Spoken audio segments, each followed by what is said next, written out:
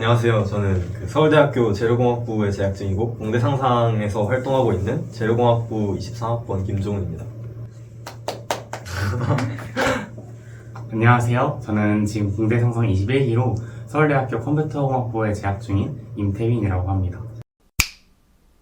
선택 과목은 언어와 매체, 미적분, 그리고 물리학 2, 화학 2를 선택하였습니다. 저는 선택 과목으로 미적분, 언어와 매체, 그리고 화원 생투를 선택했습니다.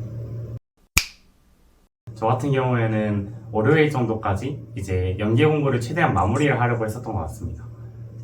저 같은 경우에는 이제 감각을 최대한 잃지 않기 위해서 그 직전 일주일 동안은 주말 포함해서 계속 실전 모의고사만 엄청 풀었던 것 같아요. 수능이 가까워지면은 모든 과목에 감각을 올려놓는 게 중요하기 때문에 순서는 상관없더라도 그래도 하루에 많은 과목을 한 번씩은 다 건드려 보는 거를 목표로 삼았습니다. 시간이 부족하다면 저는 보통 영어 실무를 빼고 문제를 풀었던 것 같아요.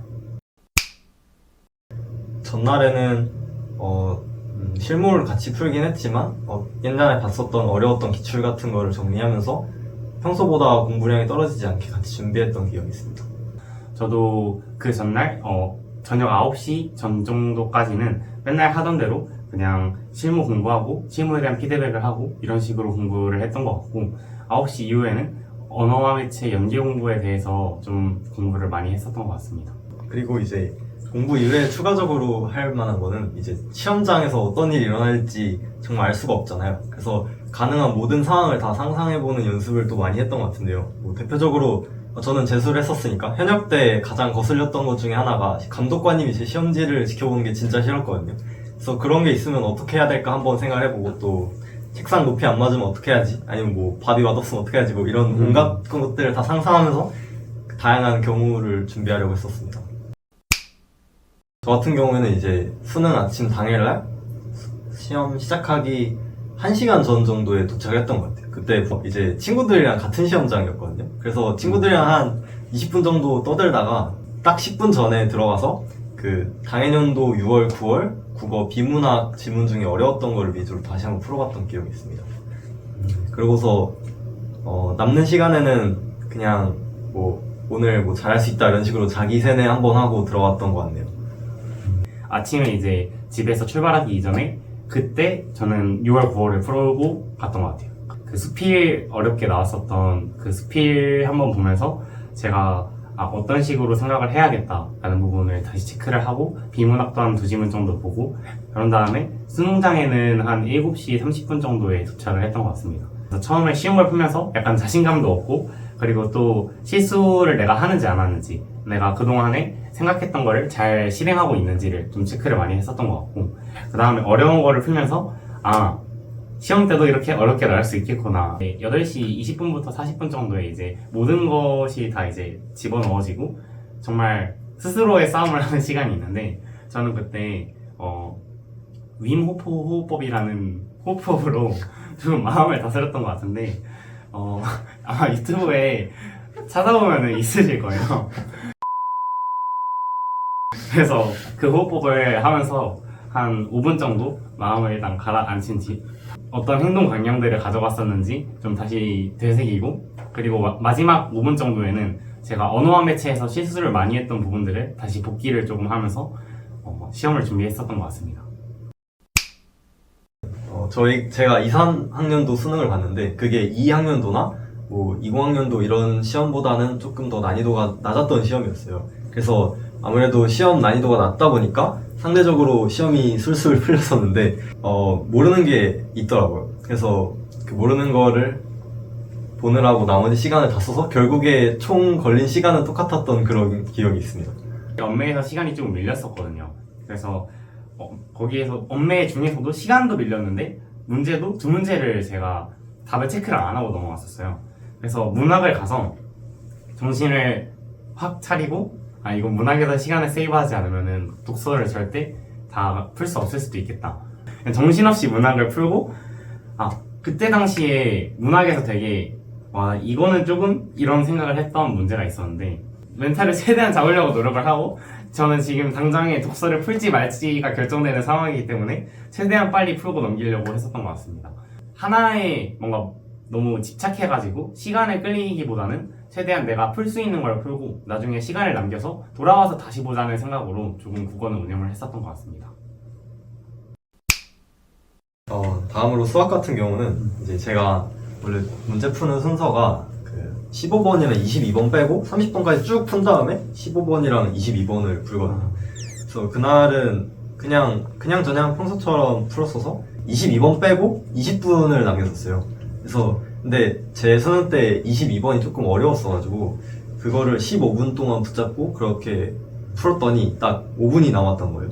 가채점표를 쓸 것인가 아니면 검토를 한 번 더 할 것인가 해서 저는 이제 저를 잘 믿지 못하는 타입이었기 때문에 검토를 한 번 더 하기를 선택했고 마지막으로 검토하는 문제를 검산하니까 제가 처음에 풀었던 답이랑 다른 거예요. 종료까지 1분 30초 남았던 시간이었어가지고 와 이거 큰일 났다 해가지고 1분 동안 빠르게 검산하니까 결국에 두 번째 푼 제가 맞는 것 같은 거예요. 그래서 그거를 OMR에 수정을 하고 딱 시계를 보니까 10초밖에 안 남았던 거예요. 그 문제 맞았어요. 그거 틀렸으면 아마 여기 못 오지 않았을까 싶어요. 저는 22번 그리고 29, 28, 29, 30을 남겼을 때 50분 정도가 남았었던 것 같아요. 근데 그때 문제가 뭐였냐면 5번이 너무 안 보이는 거예요. 선지 중에 5번이 지금까지 하나밖에 안 나왔었거든요. 짝수형이니까 그럴 수 있다라고 생각을 하면서도 동시에 아니 그래도 어떻게 5번이 하나도 없을 수가 있지? 라는 생각을 이제 계속 머릿속에 가지면서 내가 어디부터 실수를 했을까?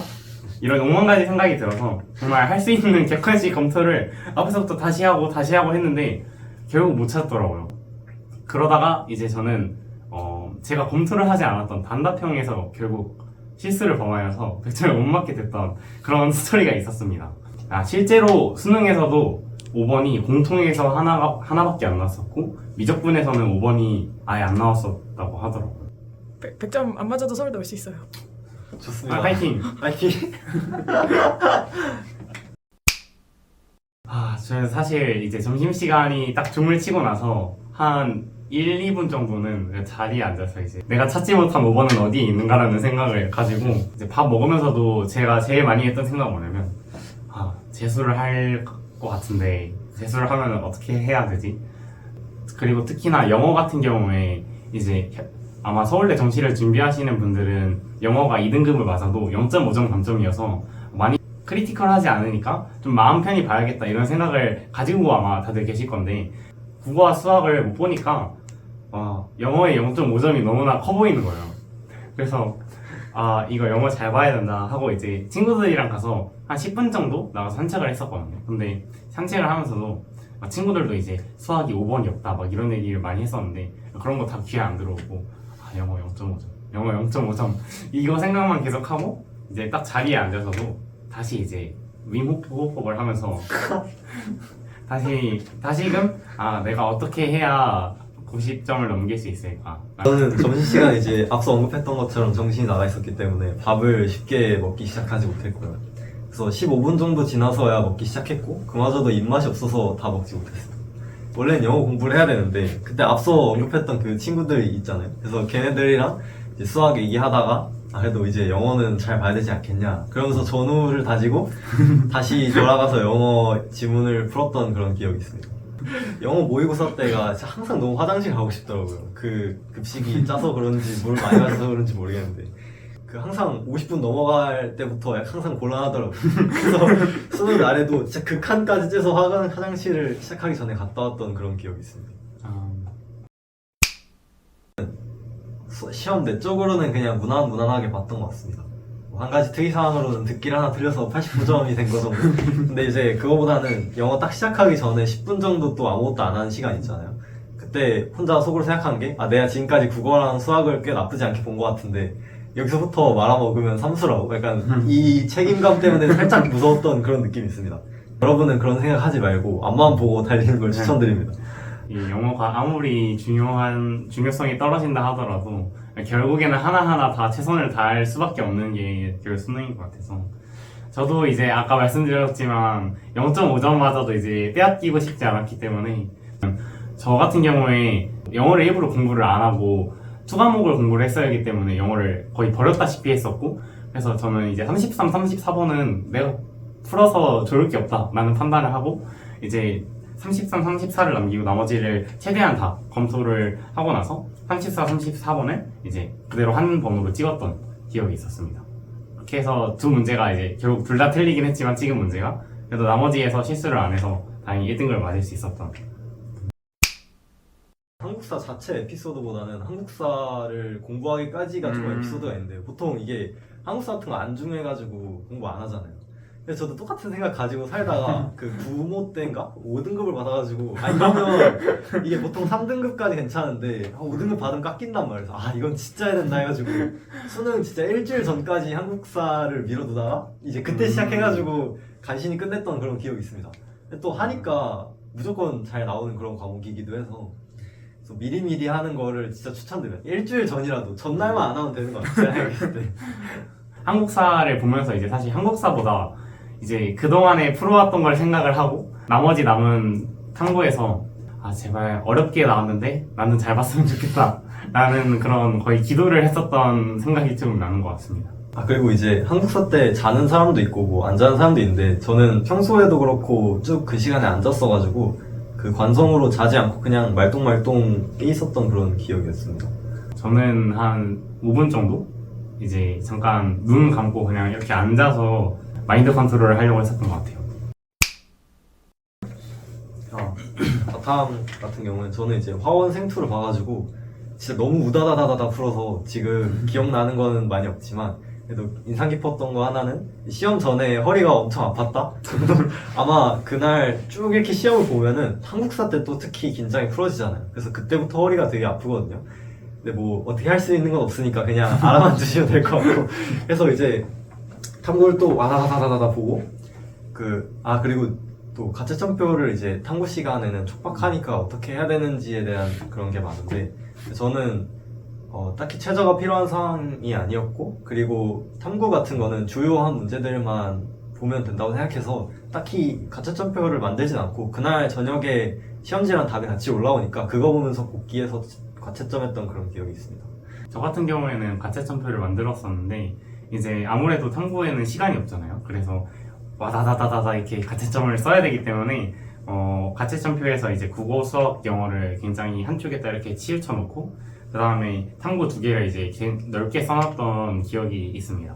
일단은 과탐 시험지를 받고 나서 시간이 조금 있잖아요. 이제 빈 페이지에다가 이제 막 그림 같은 거 그리면서 이때 이 공식이 유도가 되는 게 이래서 유도가 됐었지 하면서 좀 헷갈리지 않고 공식을 바로 적용할 수 있게 좀 준비를 했었던 것 같고 그리고 한 가지 더 덧붙이자면 제가 수능을 2번을 봤는데 그 2번에 본 탐구 4번 다 약간 기존에 없었던 유형이나 뭐 새로운 논리를 가진 문제가 꼭 하나, 2개 정도는 나오더라고요. 그래서 그런 거를 봤을 때 너무 당황하지 않고 그냥 어떻게 하면 그냥 점수를 최대한 주워 먹을 수 있을까? 뭐 이런 느낌으로 다가가는 것도 괜찮은 것 같습니다. 탐구에서 특히나 이제 시간이 짧으니까 되게 당황도 많이 하고 긴장도 많이 하게 될 텐데 원래 하던 거에서 실수만 하지 말자는 생각으로 조금 중간중간에 멘탈을 잡으면서 하면 좋을 것 같습니다. 제 생각에 수능을 준비할 때까지는 자신감 있게 하고 목표를 높게 설정하는 것도 좋은데 딱 수능장에 들어가고 나서는 그냥 내가 할 수 있는 한에서 최선을 다한다는 느낌으로 너무 과욕을 부리지 않고 또 너무 포기하지 않고 그냥 최선을 다하는 그 마음가짐이 가장 중요한 것 같습니다. 진짜 맞는 것 같아요. 저도 뭔가 문제를 풀다 보면은 내가 이 문제 하나 틀리면은 뭐 어느 대학은 떨어질 것 같고 그러면 내 대학이 어떻게 바뀌고 내가 재수를 해야 되고 이런 생각이 계속 들 수도 있을 것 같은데 그거보다 그냥 문제의 1점, 2점, 3점 그거 자체를 그냥 조금이라도 높이자는 생각으로 그냥 그때그때 할 수 있는 최선을 다하는 생각으로 하면 좋은 것 같습니다. 그리고 여러분들에게 조금 희망을 드리고자 제 부끄러운 과거를 얘기를 해드리자면 저 같은 경우에는 9월 모의고사 때 국어와 영어를 둘 다 3등급을 국어를 75점을 맞고 영어를 79점을 맞으면서 둘 다 3등급을 맞았던 기억이 있었는데 수능에서 그래도 국어가 100분위가 99였나까지 올렸었고 영어도 1등을 맞았었거든요. 그래서 꼭 여러분들도 희망찬 그런 생각을 가지고 할 수 있다라는 생각을 가지고 수능 전까지 마음 관리를 조금 잘 하셨으면 좋을 것 같습니다. 그리고 생각이 나는 게 하나가 있는데 제가 이제 시험을 다 치고 나서 저는 재수를 할 거라고 생각을 하고 제2 외국어까지 다 응시를 하고 나서 나왔었거든요. 그런데 이제 집에 가는 길에 이제 엄마 아빠가 뉴스로 그 수능 관련된 뉴스를 보시면서 국어가 불수능이었다는 거예요. 그래서 1시간 정도 뒤에 이제 등급 컷을 막 봐보니까 84점? 막 이렇게 예측이 되는 거예요. 그래서 나 대학 갈 수 있겠구나 라고 생각을 하고 등급 컷이나 그런 것이 어떻게 될지 모르니까 여러분들도 마지막까지 정말 최선을 다하는 생각으로 해봤으면 좋을 것 같습니다. 둘, 셋. 2025 수능 화이팅!